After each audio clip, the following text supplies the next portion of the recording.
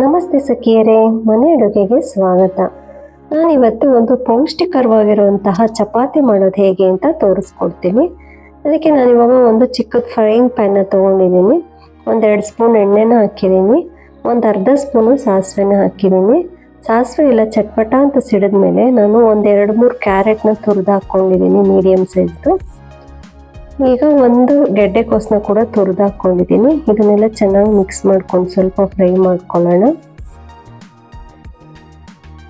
ಈಗ ನಾನು ಒಂದು ಅರ್ಧ ಸ್ಪೂನಷ್ಟು ಗ್ರೀನ್ ಚಿಲ್ಲಿನ ಸಣ್ಣದಾಗಿ ಕಟ್ ಮಾಡಿ ಹಾಕ್ಕೊಂಡಿದ್ದೀನಿ.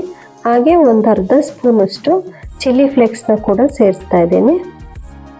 ಚೆನ್ನಾಗಿ ಮತ್ತೆ ಮಿಕ್ಸ್ ಮಾಡ್ಕೊಳ್ಳೋಣ. ಈಗ ಒಂದು ಅರ್ಧ ಸ್ಪೂನಷ್ಟು ಶುಂಠಿ ಬೆಳ್ಳುಳ್ಳಿ ಪೇಸ್ಟ್ನ ಹಾಕಿದ್ದೀನಿ. ಅದನ್ನೆಲ್ಲ ಚೆನ್ನಾಗಿ ಮಿಕ್ಸ್ ಮಾಡ್ಕೊಂಡ್ಮೇಲೆ ನಾನಿವಾಗ ಒಂದು ಅರ್ಧ ಬಟ್ಲಾಗೋವಷ್ಟು ಪನ್ನೀರನ್ನ ಸಣ್ಣಕ್ಕೆ ತುರಿದಿದ್ದೀನಿ. ನೋಡಿ, ಪನ್ನೀರು ರಿಚ್ ಇನ್ ಪ್ರೋಟೀನ್ ಅಂತ ನಿಮಗೆಲ್ಲ ಗೊತ್ತು. ಇದನ್ನು ಹಾಕೋದ್ರಿಂದ ಮಕ್ಕಳಿಗೆ ಪ್ರೋಟೀನ್ ಚೆನ್ನಾಗಿ ಸಿಗುತ್ತೆ. ನೋಡಿ, ಇವಾಗ ಮಿಕ್ಸ್ ಆಗಿದೆ. ಈಗ ನಾನು ಒಂದು ಅರ್ಧ ಸ್ಪೂನಷ್ಟು ಉಪ್ಪನ್ನ ಹಾಕ್ತಾಯಿದ್ದೀನಿ. ಹಾಗೆ ಒಂದು ಅರ್ಧ ಸ್ಪೂನು ಜೀರಾ ಪೌಡರು ಮತ್ತು ಒಂದು ಅರ್ಧ ಸ್ಪೂನು ನಾನು ಚಾಟ್ ಮಸಾಲಾನ ಸೇರಿಸ್ತೀನಿ. ಒಂದು ಅರ್ಧ ಸ್ಪೂನು ಗರಂ ಮಸಾಲ. ಇದಿಷ್ಟು ಪೌಡರ್ಸ್ನ ಹಾಕ್ಬಿಟ್ಟು ಮತ್ತೆ ಚೆನ್ನಾಗಿ ಮಿಕ್ಸ್ ಮಾಡ್ಕೊಳ್ಳೋಣ. ನೋಡಿ, ಇವಾಗ ಚೆನ್ನಾಗಿ ಮಿಕ್ಸ್ ಆಗಿದೆ. ಈಗ ನಾನು ಒಂದು ಬಟ್ಲಾಗೋವಷ್ಟು ಕೊತ್ತಂಬರಿ ಸೊಪ್ಪನ್ನ ಸಣ್ಣದಾಗಿ ಕಟ್ ಮಾಡಿ ಇಟ್ಕೊಂಡಿದ್ದೀನಿ. ನೋಡಿ, ಇದನ್ನು ಚೆನ್ನಾಗಿ ಮಿಕ್ಸ್ ಮಾಡ್ಕೊಳ್ಳೋಣ. ಇದನ್ನೆಲ್ಲ ನಾವು ನೀರು ಹೋಗೋವರೆಗೂ ಚೆನ್ನಾಗಿ ಡ್ರೈ ಮಾಡ್ಕೋಬೇಕು. ಇವಾಗ ನಮ್ಮದು ಮಸಾಲೆ ರೆಡಿ ಆಗಿದೆ. ಇದನ್ನು ತಣ್ಣಗಾಗಕ್ಕೆ ಬಿಟ್ಬಿಡೋಣ ಸ್ವಲ್ಪ ಹೊತ್ತು. ಈಗ ನೋಡಿ, ಮಸಾಲೆ ಎಲ್ಲ ತಣ್ಣಗಾಗಿದೆ.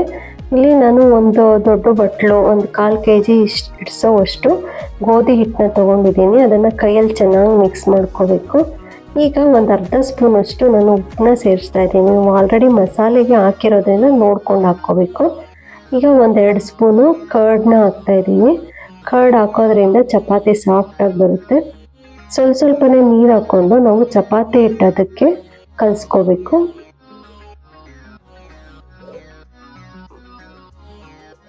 ಈಗ ಕಲಿಸ್ಕೊಂಡಿದ್ದಾಗಿದೆ. ಒಂದು ಸ್ಪೂನಷ್ಟು ಎಣ್ಣೆನ ಹಾಕಿ ಚೆನ್ನಾಗಿ ನಾದ್ಕೊಳ್ಳೋಣ. ನಾದ್ಬಿಟ್ಟು ಒಂದು ಲಿಡ್ನ ಕ್ಲೋಸ್ ಮಾಡಿ ಅರ್ಧ ಗಂಟೆ ಬಿಟ್ಬಿಡೋಣ. ನೋಡಿ, ಈಗ ಅರ್ಧ ಗಂಟೆ ಆಗಿದೆ. ಚಪಾತಿ ಹಿಟ್ಟು ಕೂಡ ಚೆನ್ನಾಗಿ ನೆಂದಿದೆ. ಈಗ ನಿಮ್ಗೆ ಯಾವ ಸೈಜ್ ಬೇಕೋ ಆ ಸೈಜ್ಗೆ ಉಂಡೆನ ಮಾಡಿಕೊಂಡು ಮಾಮೂಲಿ ಚಪಾತಿ ಲಟ್ಟಿಸ್ಕೋಬೇಕು. ನೋಡಿ, ಈಗ ಚಪಾತಿನ ನಾನು ಎಣ್ಣೆ ಹಾಕಿಲ್ಲ, ಹಾಗೆ ಫೋಲ್ಡ್ ಮಾಡಿದ್ದೀನಿ. ಎಣ್ಣೆ ಹಾಕಿ ಫೋಲ್ಡ್ ಮಾಡಿದ್ರು ಕೂಡ ನಾವು ಮಸಾಲೆ ಸೇರಿಸಿರೋದ್ರಿಂದ ಲೇಯರ್ಸ್ ಬರಲ್ಲ ಚಪಾತಿ. ಆದರೂ ಕೂಡ ತಿನ್ನೋದಕ್ಕೆ ತುಂಬ ಸಾಫ್ಟಾಗಿರುತ್ತೆ, ಕರ್ಡ್ ಹಾಕಿದ್ದೀವಲ್ಲ. ನಾನಿಲ್ಲಿ 2 ಚಪಾತಿನ ಮಾಡ್ಕೊಂಡು ತೋರಿಸ್ತಾ ಇದ್ದೀನಿ.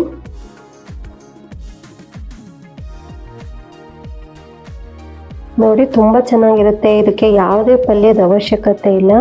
ಹಾಗೆ ತುಪ್ಪ, ಚಟ್ನಿ ಪುಡಿ ಅಥವಾ ಮೊಸರು ಯಾವುದ್ರ ಜೊತೆ ಬೇಕಾದ್ರೂ ತಿನ್ಕೋಬೋದು. ಈಗ ನಾನೊಂದು ಕಾವಲಿನ ಕಾಯಕ್ಕೆ ಇಟ್ಟಿದ್ದೆ. ಈಗ ಮಾಮೂಲಿ ಚಪಾತಿ ಬೇಯಿಸ್ಕೊತೀವಲ್ಲ, ಅದೇ ಥರ ಬೇಯಿಸ್ಕೊಳ್ಳೋಣ. 2 ಸೈಡು ಫ್ಲಿಪ್ ಮಾಡಿ ಬೇಯಿಸ್ಕೊಳ್ಳೋಣ. ತುಂಬ ಚೆನ್ನಾಗಿರುತ್ತೆ. ಮಕ್ಕಳಂತೂ ಚಪಾತಿ ಜೊತೆ ತರಕಾರಿ ಪಲ್ಯ ಕೊಟ್ಟರೆ ತಿನ್ನಲ್ಲ.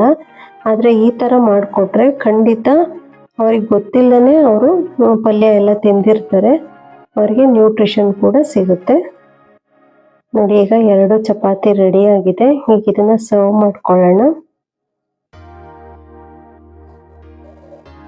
ನಮ್ಮ ನ್ಯೂಟ್ರಿಷನ್ ಚಪಾತಿನ ಸರ್ವ್ ಮಾಡ್ತಾ ಇದ್ದೀನಿ ಕರ್ಡ್ ಜೊತೆ. ನಾನಿಲ್ಲಿ ಕರ್ಡ್ಗೆ ಒಂದು ಅರ್ಧ ಸ್ಪೂನಷ್ಟು ಚಾಟ್ ಮಸಾಲ ಹಾಕಿ ಸ್ವಲ್ಪ ಉಪ್ಪನ್ನ ಹಾಕ್ಬಿಟ್ಟು ಅದ್ರ ಜೊತೆ ಸರ್ವ್ ಮಾಡ್ತಾ ಇದ್ದೀನಿ. ತುಂಬ ಟೇಸ್ಟಿಯಾಗಿರುತ್ತೆ. ಟ್ರೈ ಮಾಡಿ. ನನ್ನ ವಿಡಿಯೋನ ಲೈಕ್ ಮತ್ತು ಶೇರ್ ಮಾಡಿ. Thanks for watching.